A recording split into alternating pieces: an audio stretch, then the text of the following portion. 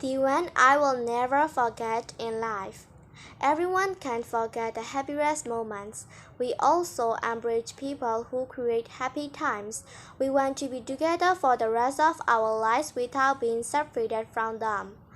We know it's totally impossible, but we love them so much. No one wants to be separated from the ones they love.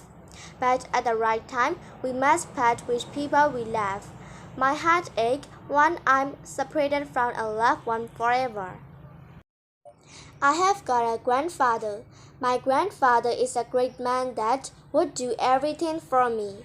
Although I now live with my grandfather, he has spent more time with me, even more than my mother. Every day he would ride a bike from his house to my house very early in the morning to play with me. He played at varieties of sports and we planted a lot of trees. In the afternoon, my grandfather told us stories and jokes. In my eyes, my grandfather is like a savior to me, and that's why I'm trying to repay the only way I could, which is spend time with him. Even when I have a couple of hours of free time, I would ride a bike with my mom to keep him company, to try to repay him for all the great things he has done for me.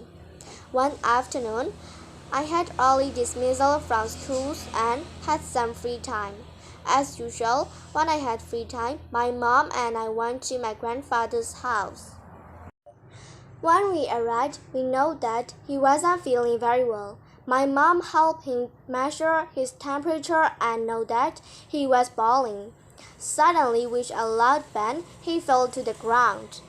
With a phone, my mom immediately called 192 and asked them for an ambulance.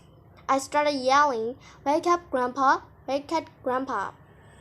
20 minutes after my mom has made the telephone call, the paramedics have arrived and brought my grandfather to the nearest hospital. The paramedic rushed my grandfather into the operation room as soon as we arrived. Unfortunately, my mom and I weren't allowed to enter.